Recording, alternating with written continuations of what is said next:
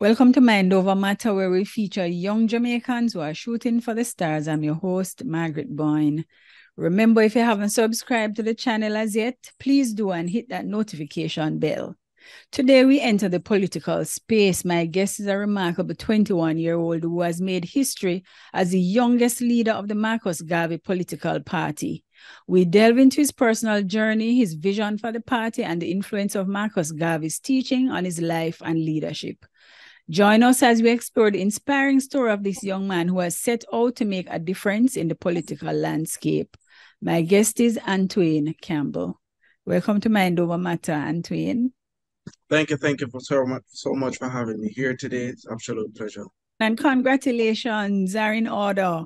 You're the youngest leader of the Marcus Garvey Political Party, and you're only 21 years old. Can you tell us a little bit about your background before we get into politics? Growing up for me was a struggle. I grew up from humble beginnings. That's the cute word for poor.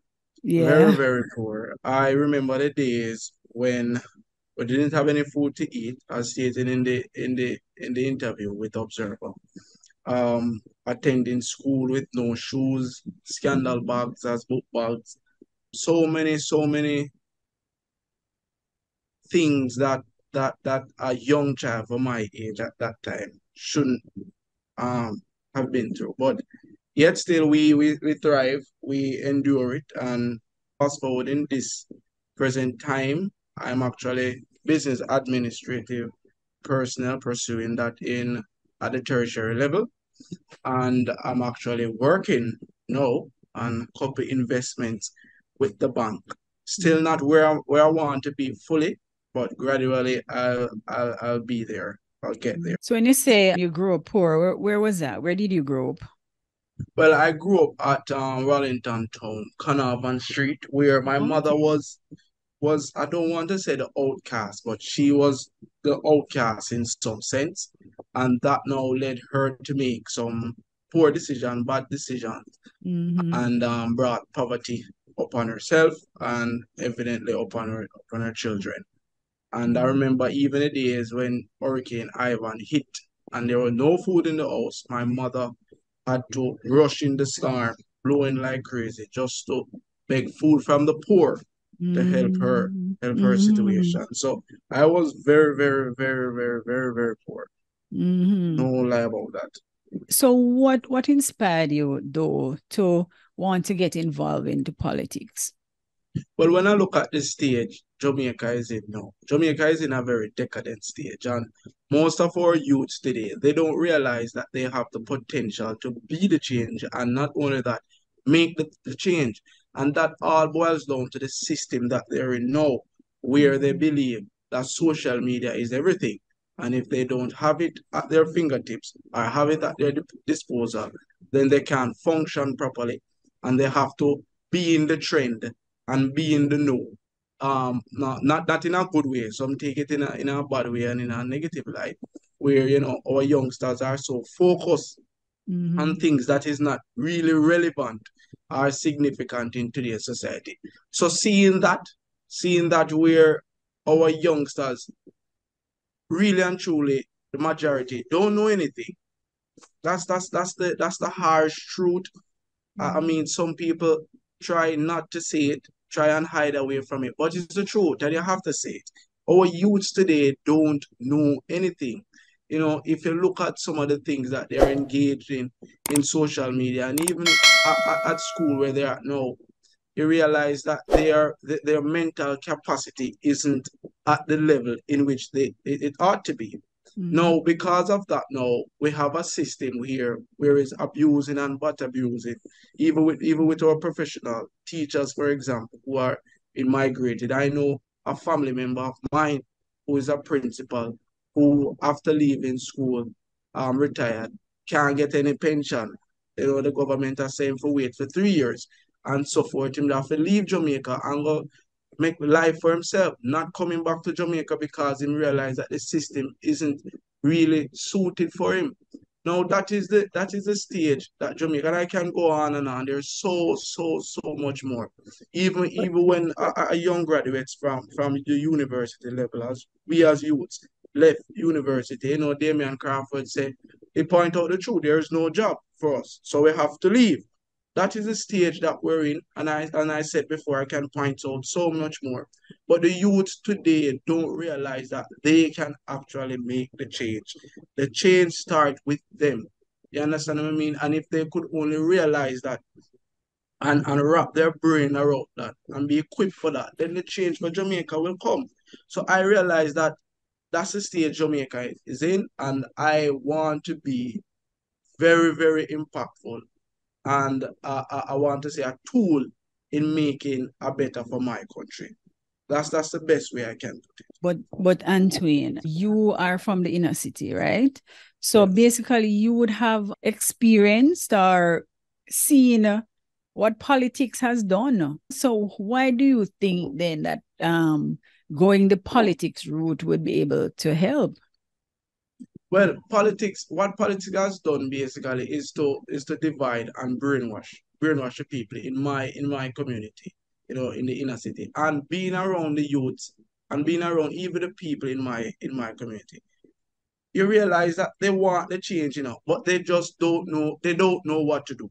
They don't know, right? Okay. And seeing me now come out as a youngster to say that, I want to change, and here are my proposal, here are my plans for making that change.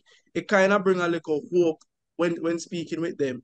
It kind of bring a little hope and a little spark in them eyes to say, wow, then we actually can move away from the two-colored party.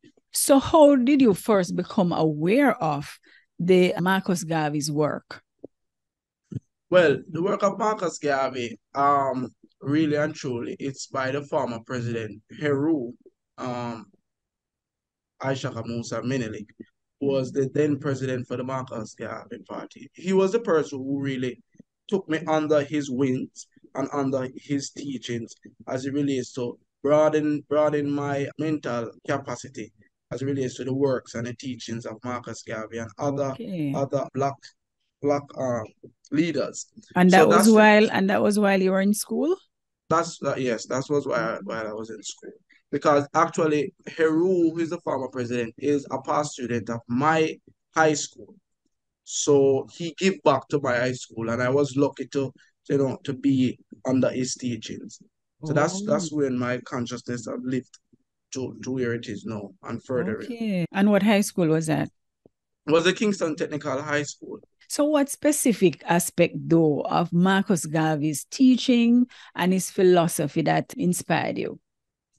It's to see this brilliant man trying to put Africa together, black people, while raising black people consciousness, educate or informing them rather, to see they are much more capable in doing what they can do rather than the stage that they were in at that time. He was trying to raise black people mindset, and at the same time trying to create a unity among them by educating them and informing them that our homeland Africa, if we should just come together on that island, modernize it and develop it, then we will be an unstoppable force that is independent upon ourselves, and it would create a better life for our children and our offspring. That effort that he was trying to make, to bring into fulfillment, was very, very brilliant, and it's something that I wanted to be a part of. But do you think that the teachings then of Marcus is still relevant today? Yes, definitely. If you read the philosophies and the lessons of Marcus Garvey, you can see that he was a far ahead of his time. Most of the things that he had touched on, or he had taught on, you can see that it is still relevant in today's time, because they are not accomplished. Black people in some state is in the same state that they were in far back. So until we have come on top of that, then, or in the fulfillment of that, where we see ourselves as one people, and we, down the gun and start looking for a better future for ourselves, then the teachings of Marcus Garvey is always relevant for me. So how you plan to integrate them in your leadership? First and foremost, we have been trying for the longest while as the PPP, Marcus Garvey Party, to implement the teachings of Garvey in school. But every time, there is a blockage with either the former Minister of Education, the current Minister of Education. But Antwayne, I thought that was done some years ago. No, it wasn't. That's the trick. That's the trick. It wasn't. We have brought petition. We have met with the former Prime Minister PJ Patterson and so much more, Bruce Golding, so much more. And even if you listen to the son of Bruce Golding, how even today, how he is expressing the importance of teaching the philosophies and opinions of Marcus Garvey in school, you can see where that contradict what the government is saying, that Marcus Garvey is being taught in school. It's a lie. Right, but I thought years. I remember Stephen. There was a thrust to get that in the school, so I thought that was done. No, wasn't done. I just left school in 1919, I believe, and my 7 years in school, I can't remember being taught Marcus Garvey. I can't remember that. The MPP, though, is the first political party in Jamaica, long before JLP, long before PNP and all of that. So why haven't we heard about it? I want to be real truthful here. Can I be truthful with you? Well, the MGPP have been infiltrated and sabotaged. The way the government do it is as if, we have heard it clear from out them mouth that the only two political party in Jamaica should be PNP and JLP, and they will do everything in their power to block out, shut out another third force party. And that's what their objective were, and that's what their objective still is. So they have put in place foolish things, like how can the first political party be in Jamaica is being asked now to get, a long time ago it was thousands of signatures, electoral signatures. Now them narrow it down to 500 signatures, and you have to get this and that, and when you try to open a bank account, it takes 3-5 years sometimes. So it's just a discouragement. And not only that, they have in the past implemented, people in the party who try their best to sabotage it and kind of break it down. So the party has been struggling. It has been struggling for the years. And no, we have grown tired of that. So what we're doing now as third party is to kind of come together as one and build a firm opposition for the people. So that's what we're doing, because we see the game, we notice the game, and the MGPP will take no more of that. So we initiated a unity then among the third party. That's it. But apart from the unity, though, how you plan to get it more visible, to put it out there? We are gonna use the media, social media, at our advantage. Whereas, we are on all the podcasts, all the we call it, advertisement, to kind of, and then we'll be in the street. At the first two conference that we have, I remember I was in the street, in the ghetto, relating with the youth, and they have told us that, really and truly, why they have been voting for the different colors, because they are paying them to do so. So the people need a change, and we believe if we interact with them face to face and on the media, then our message will be heard. Well, tell us a little bit about the party itself. When was it formed, and a little of its history. Well, as you know, the Marcus Garvey himself, who started the party, and they actually locked him up at the time when he was running, and the people still voted for him. even though they locked him up. And they locked him up because they realized that if they could took him out of Parliament, in the House of Parliament, then eventually he will lose his seat. So that's the game that they have been playing for years and still playing it now. Now, fast forward to today's world. Miguel Lawn, who is the attorney for the party, actually with his son, not Julius, but the other thing there, son of Marcus Garvey, they were doing a birthday celebration for him, and they were moving around parish to parish in Jamaica, and they did a poll to see if the people would accept a new party. Well, the poll showed that they will accept Marcus Garvey PPP as the third force. So they brought it to his son. His son went overseas to actually come back and build back the party from scratch now. But, he died. So Miguel Lawn took up the mantle. He and four, I think 3 other persons took up the mantle and kind of recreate the party, then re-establish the party. And, they have gotten old. Miguel Lawn actually got stroke some times ago. So they have gotten old. I wasn't aware of that. Yes, he have survived stroke. So they have gotten old. The members today are old. So they are fighters. They are revolutionary, but, time catch up on them. And they haven't dropped the mantle though. But now I am positioned to kind of bring fresh young faces in the party, both from the inner city and from the university level, to kind of create a government then, create a structure then for young people. Because as I stated before, the change really do begin with young people. So have you been getting the support from the elders? Yes.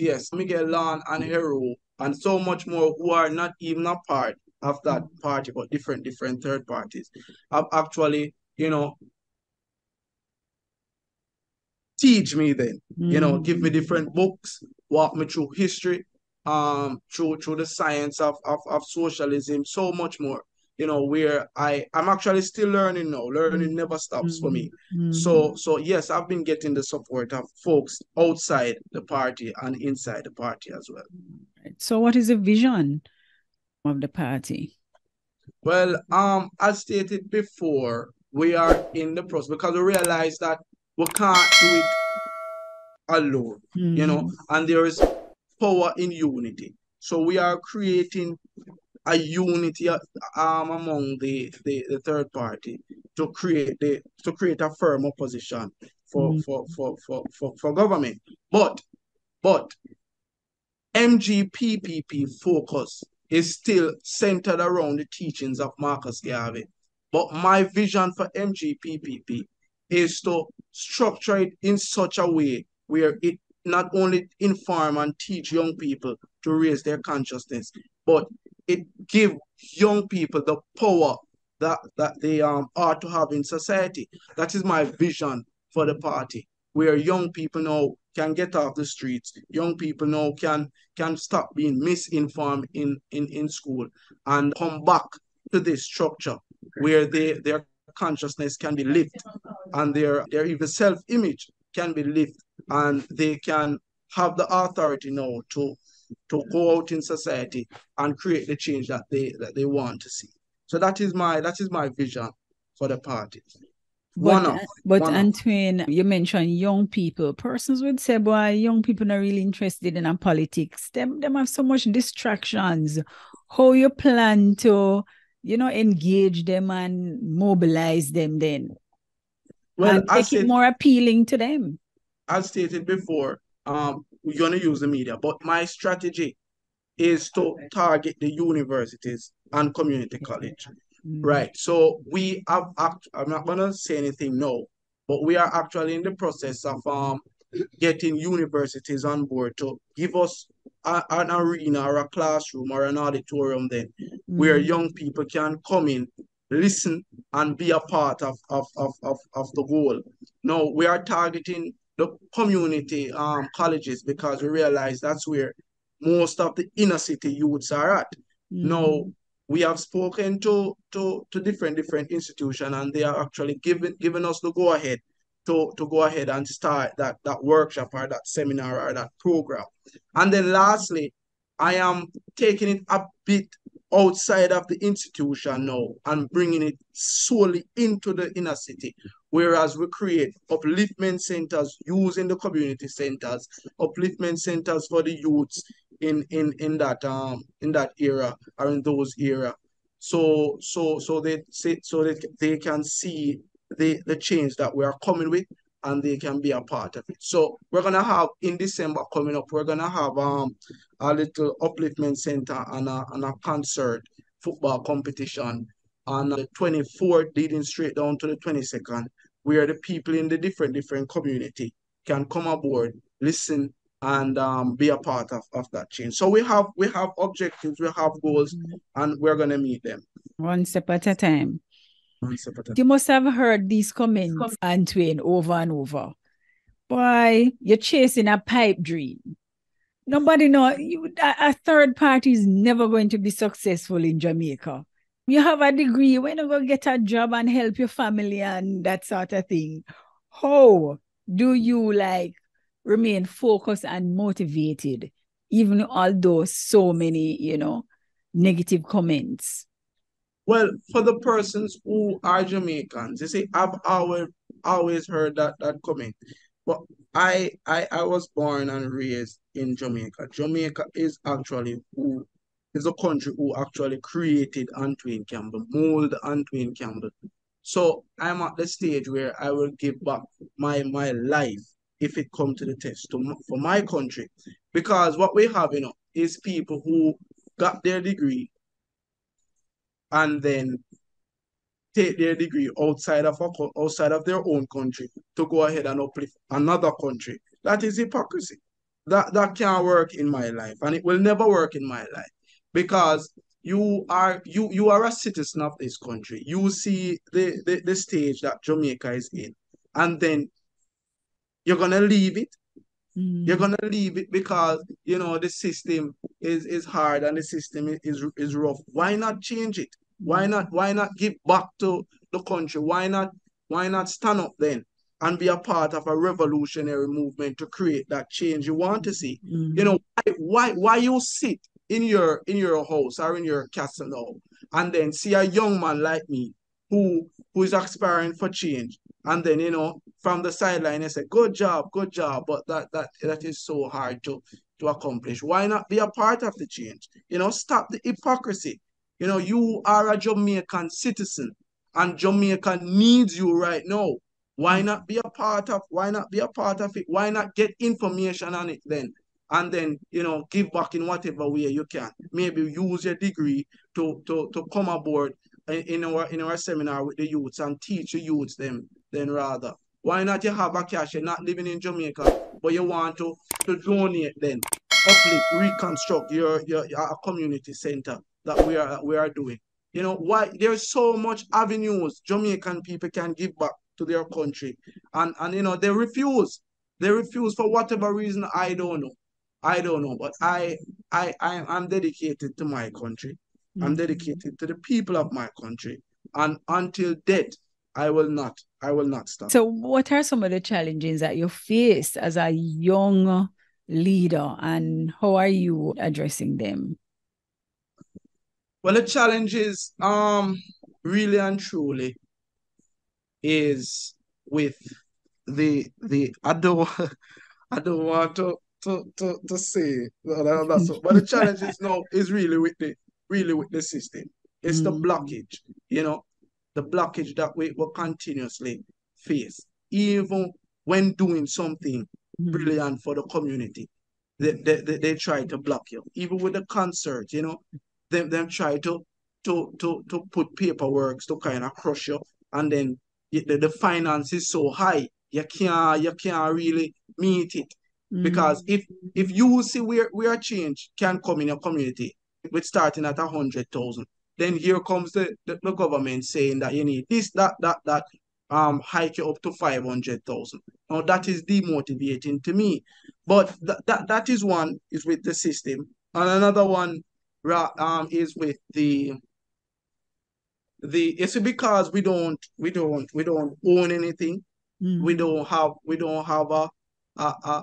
well, basically all of our things that Marcus Garvey has created and left behind, we don't have access to it for whatever reason. Take for example the Liberty Hall downtown. We don't have access to it. So it's always a struggle. It's always a fight for us. And it is coming from the system itself. Nobody else but the system itself. But we are in a time now where information can be spread rapidly with the use of social media. And we're going to use it to the best of our advantage. We're going to use it to the best of our advantage.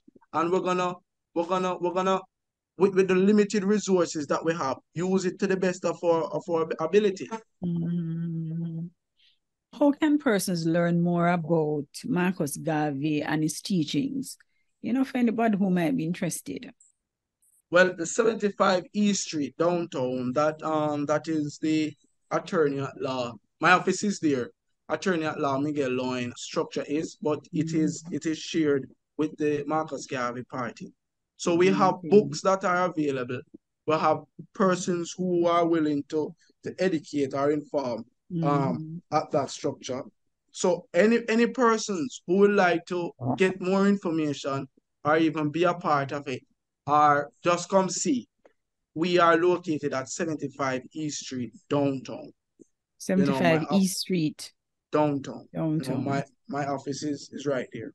All right. What message would you like to send to our young people who may be inspired by your journey and want to get involved in politics or to be a part of your group? Well, wow. Look within yourself. This is my message. Look within yourself. Look at where you have been. I'm talking to the persons who are like myself, who have been from humble beginnings. Look at where you have been and look if there were any change made to the time when you were growing up. And if your answer is no, then evidently you have to be a part of some change. You understand?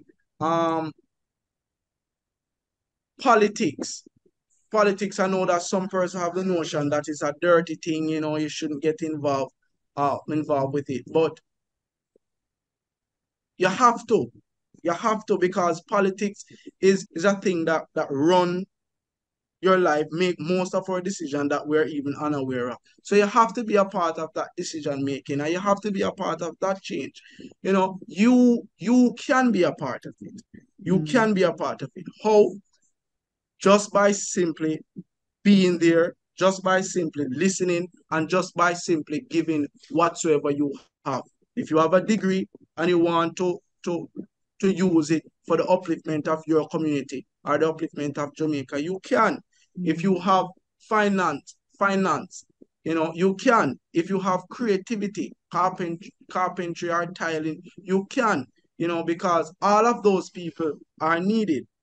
We are actually in the process of creating infrastructure then, or a firm headquarters where youth with their creativity, artistic creativity, tiling creativity, carpentry creativity can, and even with music, they can come aboard and be a part of that, be a part of the change. Now, final thing before I end is, do not sit on the sidelines and just spectate. Do not be a spectator.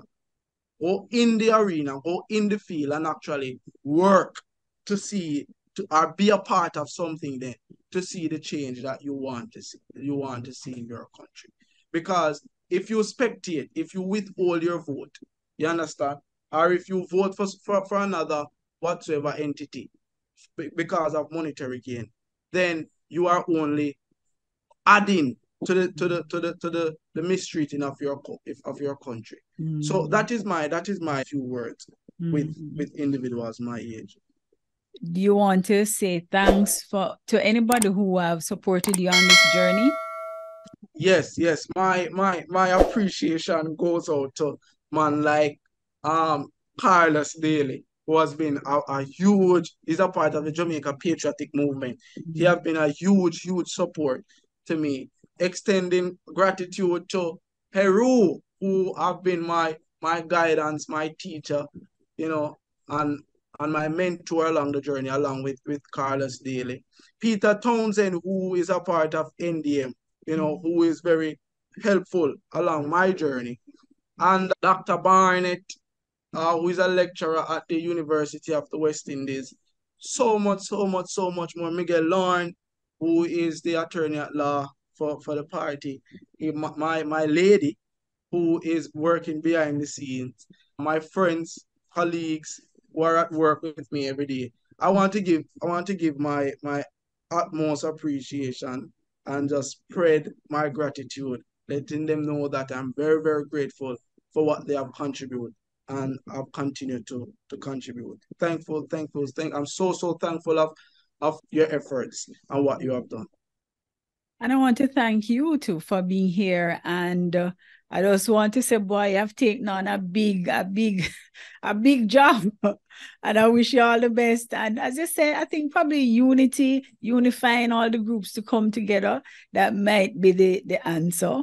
I don't know. But I want to wish you all the best. And it was great talking to you. Thank you so much for having me again.